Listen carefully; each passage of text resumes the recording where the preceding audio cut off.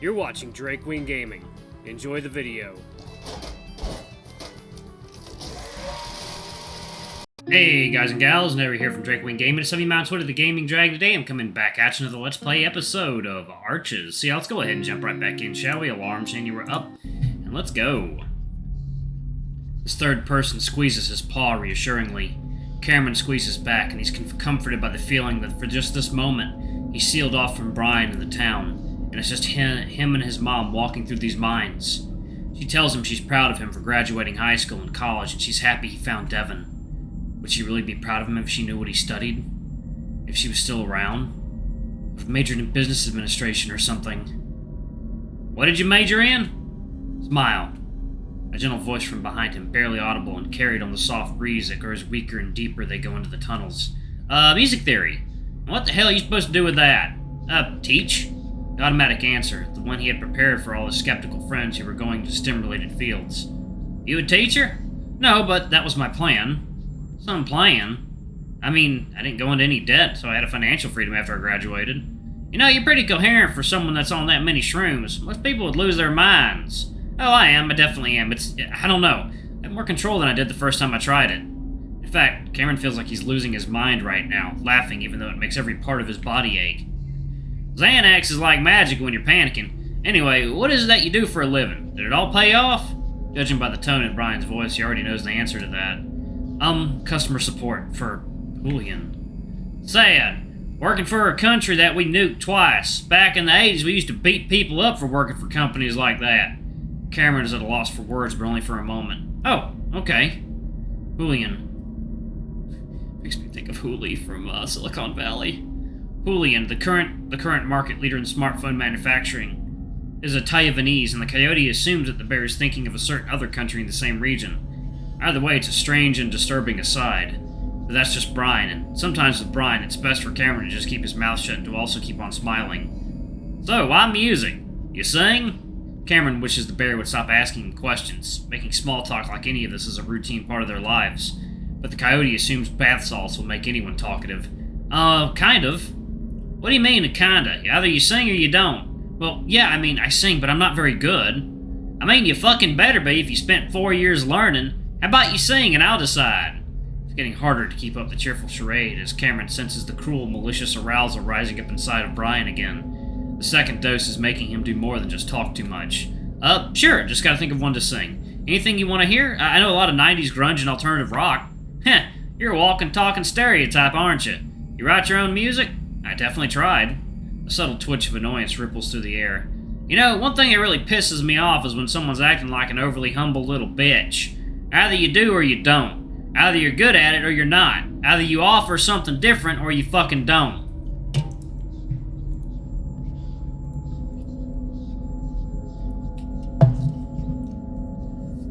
Can someone please fucking kill him? I hate Brian so much. So which the fuck is it? I can. Just give me a second. The corners of Cameron's muzzle turned down slightly, his composure almost crumbling. He's doing the best he can under the current circumstances, but he needs help. Devin, where are you? Brian's attitude shifts from one extreme to the next, making Cameron feel a sort of emotional whiplash, but as long as it keeps him from getting hit, or more importantly killed, then he's fine with that. Tentatively, Cameron starts to sing, choosing the song that got him the most attention. One that was played in moderate rotation at Mountain West colleges, along with a few in the Northwest. A song about his ex, Dylan, about their mutual love and hate for each other, about the abuse they used to hurl at each other, physical and mental, and finally about their breakup. His voice is rough and cracked, and while some of it is because he isn't warmed up, it's mostly due to having his throat crushed. Dehydration and screaming doesn't help either. But aside from jolting each time Brian pulls him a different direction, Cameron finds the melody and rhythm. As he does, he becomes a bit more bold, singing louder until his voice carries through the tunnels. It feels very strange with the swelling muzzle and missing tooth. Brian still says nothing, and Cameron realizes he's listening intently. While this makes the coyote nervous, he knows it's better than Bear being angry, and mainly he just needs to keep going, keep singing. Devin is in the mines with them, and he needs directions. Cameron just wishes it doesn't feel like he's leading Devin into his own demise.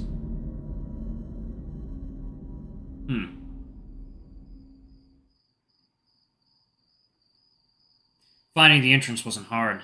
While the main entrance had been blocked off with rebar before being filled with and sealed with concrete, he'd known about the side entrance from the supernatural forms he'd researched before coming here. That and Cameron's blood was sprinkled here and there, and the scent of it spurred Devon on. Of course it led right to that entrance. He had started unlocking his cuffs the second he thought Brian might be out of earshot. He had fumbled with the tiny slippery key before freeing his wrists, revealing blood-crusted fur matted down to the broken skin. Now Devon moves through the mines in complete darkness. It's almost suffocating, almost panic-inducing, but the scent of Cameron mixing with the foul odor of Brian pushes the younger bear deeper into the tunnels. The air feels tense, as if the mine itself is intent on seeing what happens next.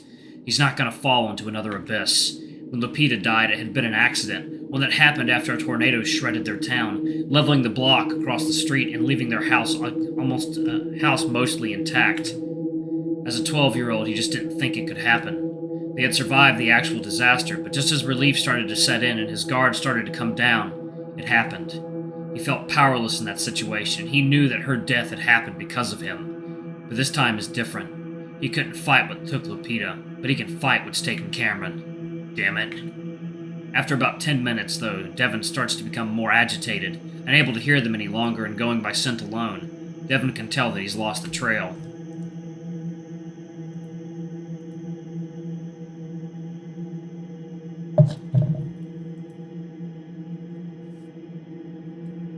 Shit! He hisses through his teeth, trying to keep quiet in case Brian is somehow nearby, lying in wait. Then somehow he hears Cameron's singing voice. Devon goes completely still. He'd recognize his boyfriend's voice anywhere, of course, but Cameron's style is different, having the quality of a singer from the 50s retaining a grunge-like roughness. The Coyote was heavily influenced by the black and white musicals his mother used to watch late at night.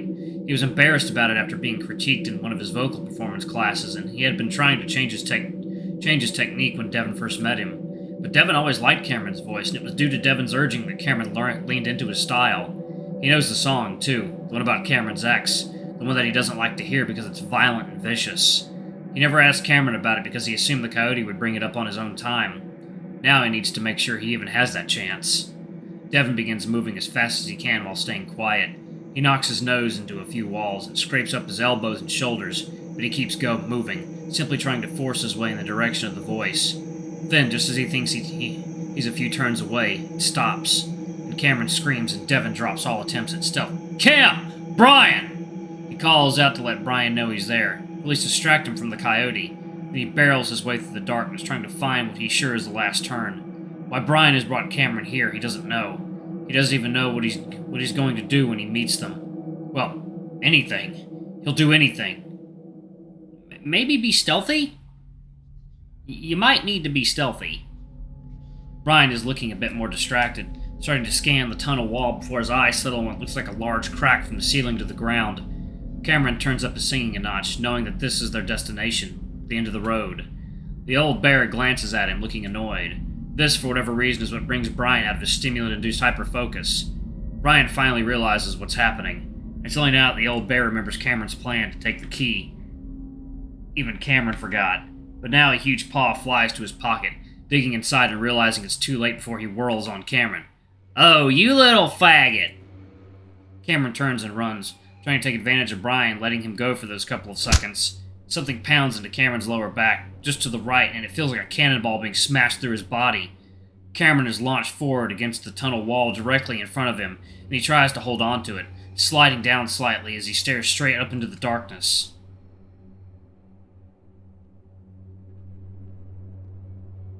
It's so dark that Cameron can't tell if the ceiling is a few feet above him, or if it's simply endless space full of glowing arches that stretch on forever.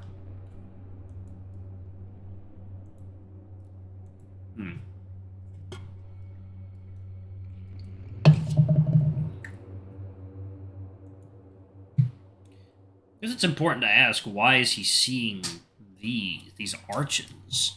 Is he seeing an underlying pattern in the universe itself? It's so dark that Cameron can't tell if the ceiling is a few feet above him, or if it's simply endless space full of glowing arches that stretch on forever. His eyes stay wide, his breath leaking out of his muzzle in a slow, high-pitched rasp, not wanting to believe the pain he feels spreading through his insides is real. and he's on the ground, writhing and groaning uncontrollably while electric pain spiderwebs through his body. The blows Brian had delivered before are nothing compared to this. Cameron thrashes around in the dirt, desperate to find a way out of the hell. He's in hell. Who's in hell?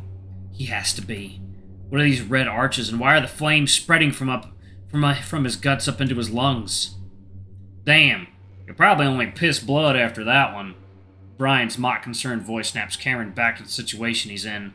In the very back of his head, he realizes his trip is beginning its descent. The pain is still present, though, and it's not letting up.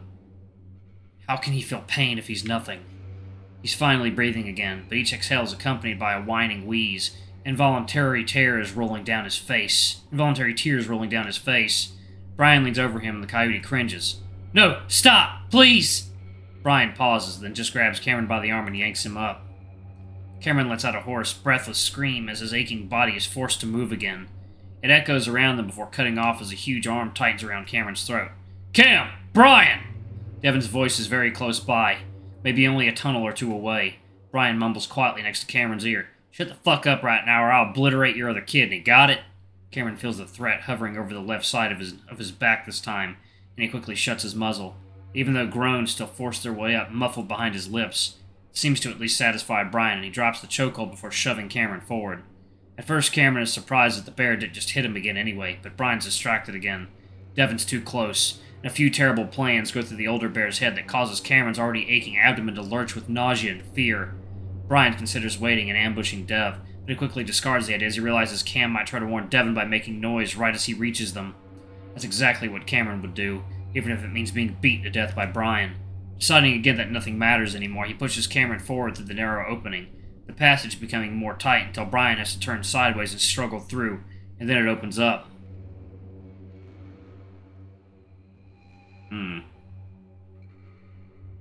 Cameron smells death. He instinctively backs up right into Brian. No, please don't do this! I can't... He can't finish his sentence. Brian's victims felt pain that still seems unimaginable to the coyote.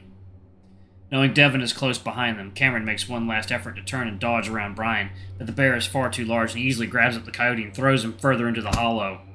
Cameron comes up immediately, trying to suppress his whines and whimpers. Brian, just wait a second, think about it. I can help you. Why did you bring me here in the first place? Brian gives Cameron a dispassionate look, but he does pause, and that gives Cameron some hope. And some time. Let me talk to them. Let me see if I can reason with them. We both know that all of this is over. Cameron senses a slight shift in Brian's intentions as the bear begins to seriously consider Cameron's reasoning. I know you need my help. I can feel them. They want you, Brian, and they're waiting for you. I know what it can be like, walking in circles for most of your life, making the same stupid mistakes and knowing what you need to do to get better, and just never doing it.